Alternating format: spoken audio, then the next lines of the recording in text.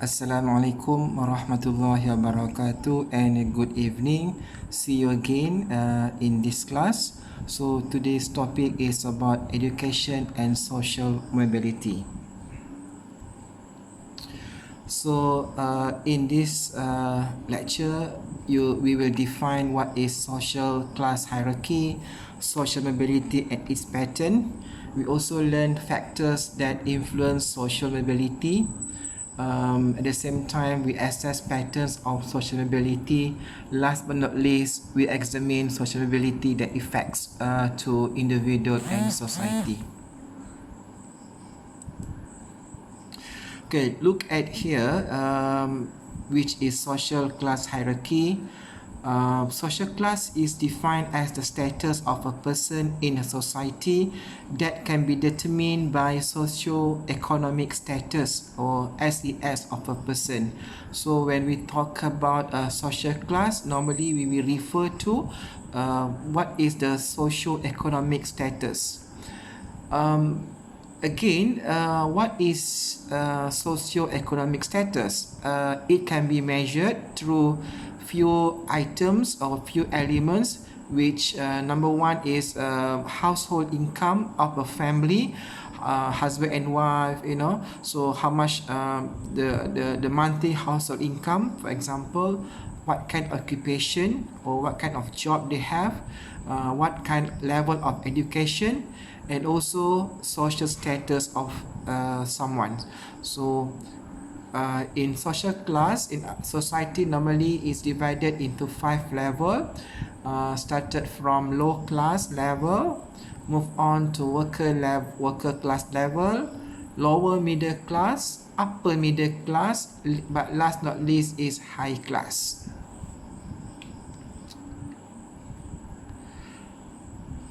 Okay, now who are they actually in those classes? So when we move on to low class, they have very low education level. Maybe they don't have any education background, and the income is very unstable. For example, fishermen, farmer, because they work they work by themselves, and the income is not stable. And number 2, worker class, they may have qualification but very low qualifications, such as PT3, PMR, SPM certificates, which we call them blue collar workers, and they work as a manual workers. So that these people, for instance, are plumbers, factory workers, or driver.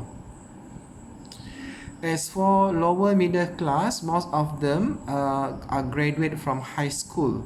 Not so many have diploma. Not as great as the upper middle class, but they pay attention on their kids' education.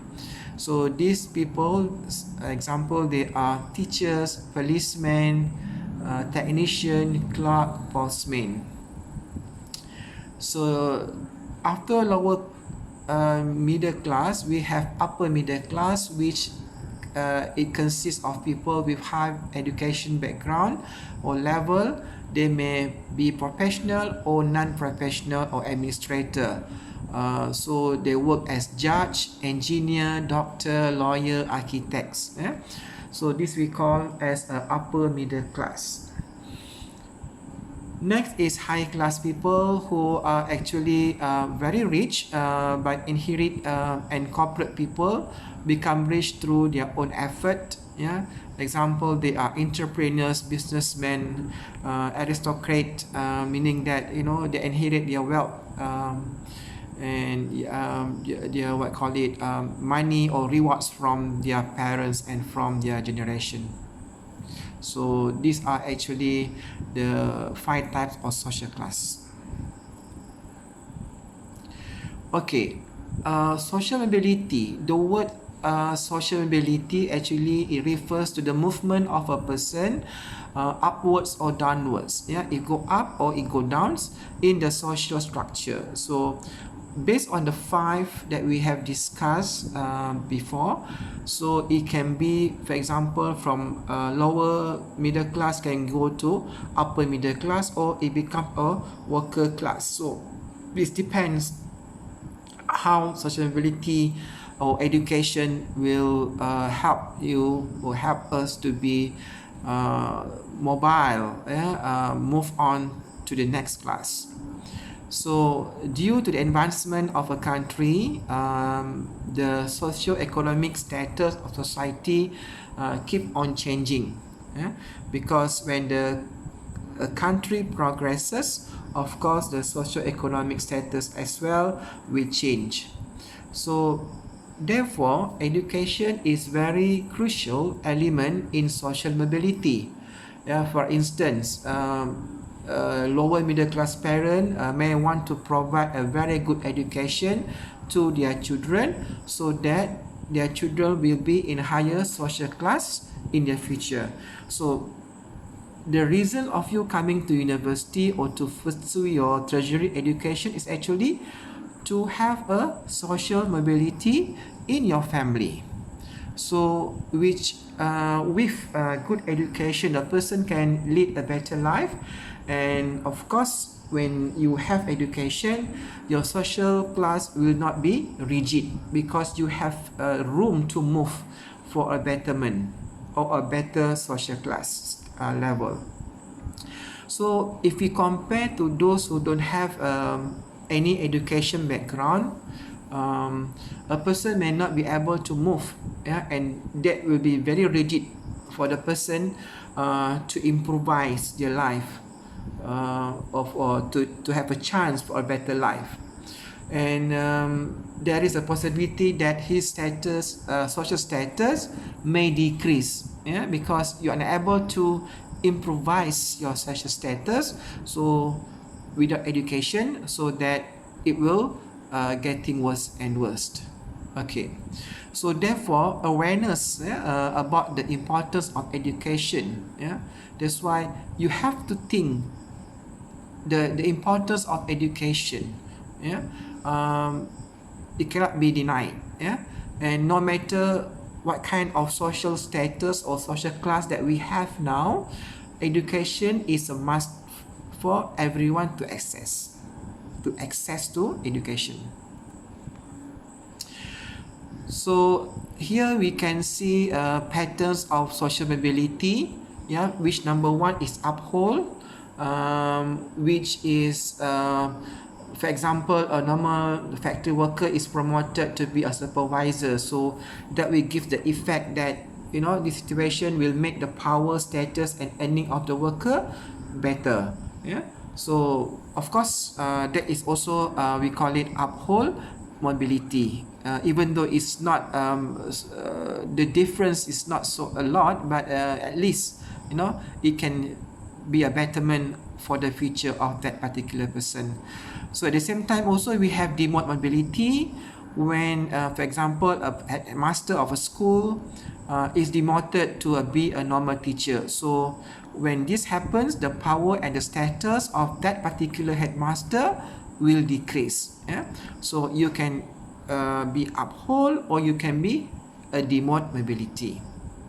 Perhaps the demote mobility, maybe this particular headmaster might have a problems, disciplinary problem, and that action has to be taken by the ministry to demote his power and his status. The next one, we move on to horizontal mobility, which post and current earning will not undergo any changes. That means there's no difference in terms of income. So here, for instance, a teacher is transferred from one school to another school without anything that is being changed. That means the teacher has been transferred, but there's no change of earning or any income changes for his payslip. So the effect here, change the place of work only, and type of work do not actually involve the changing of earning and degree of work. So that will be the similar, except changing of place. So horizontal mobility could be sometimes to work in the, for example, you work as a salesperson in Ipoh, for example, and then your company would like to transfer you to Kuala Lumpur because there is some vacancy to fill up there. So that's why there will be no increment of income of that particular salesperson. So next, it is mobility in one's generation. The word one's generation that happens in an individual's lifespan. Yeah, for example, a clerk who has been working for more than 10 years, yeah, is promoted to be an accountant. So because he or she has been working so many years, and of course this particular person has experience, yeah, and at the same time also perhaps this person also taking part-time classes, yeah? Then later he has been promoted to be an accountant. So this standard is also called uphold mobility in one's generation. Next one is mobility among generation.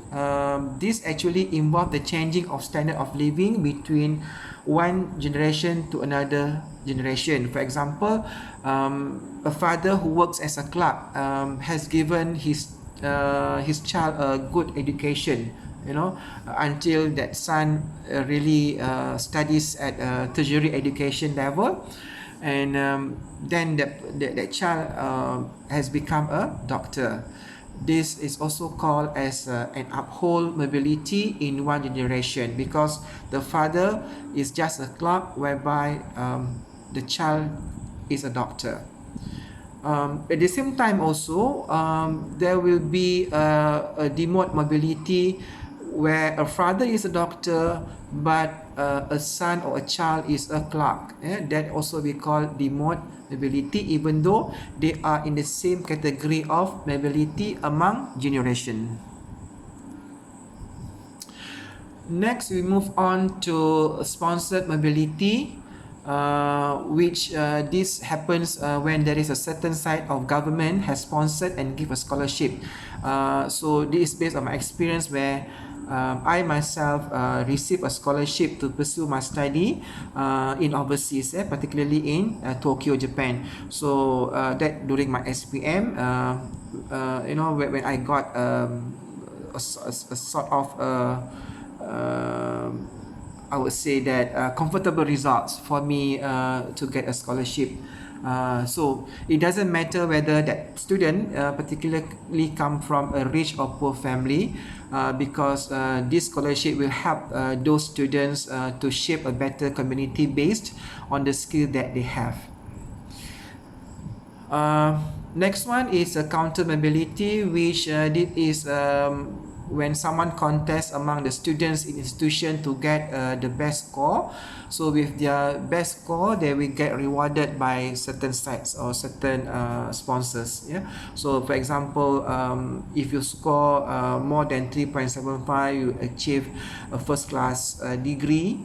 Yeah, so that you will get some rewards, for example, from state government of Selangor. That will be counter mobility. Okay, we move on to think what are the factors that actually contribute or influence social mobility. There are few things that it helps for us to influence social mobility. So the first, of course, education is the main thing. It's very crucial, it's very, very important that with education, it helps a lot to promote ourselves, to have uphold social mobility. At the same time also, when you have good education, of course you have a better job, yeah, because your social class is not rigid. Therefore, when you get a very good education background, when you have a good results, you'll be able to compete with other people to have a better employment. So with the employment, perhaps you when you go for an interview, you are able to get that job because you with your results, the way how you behave, the way how you convince the interviewers, so that will help you to get a a better position in that particular company. And the next one is skills and natural talents, which everyone has your own skill and talent that given by God. So for example, skills and natural talents you can consider as singers, for example. Yeah, when they enroll into a competition, for example, and then they become famous, so or even like actors or actress, whereby they have a talents given by God, that will help them to have influence their social ability. And then marriage also part of that. For example, if you get married to someone who is rich, yeah, even though we are not so rich, but when you get married to someone who is very filthy rich, and then that also will influence our social ability. Investment, of course, when you put your money in a stock market, or for example in savings, for future investment, that will help you to invest as young as possible, so that when you grow older, you have a dividends, you have all these things, to support you in future. Authority, of course, like politician, they have power, and they have also authority,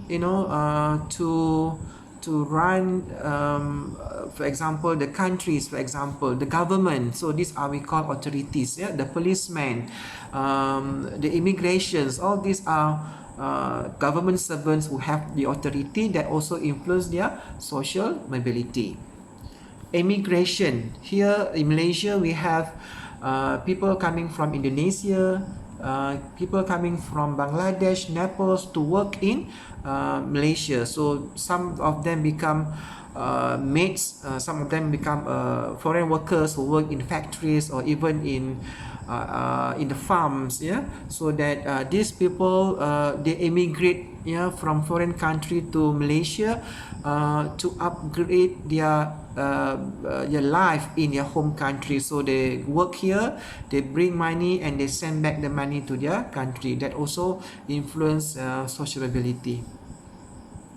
Self-respect, of course, when you are promoted, people get to know you, like politicians, like those NGO people. This will help also people respect you, and people know you very well, your contribution. That's also part of the self-respect. Last but not least, when the country is progressing very well, like Malaysia, it's also help a lot in terms of how it influence the society towards social mobility. So the country's progress that we can see, Malaysia is progressing country, even like Singapore also. This, you can see that the people who live in that country also, they have better chances for the social mobility. So these are all the factors. We have 9 factors that influence social mobility in our society. Okay, we move on to social mobility effects and individuals and society.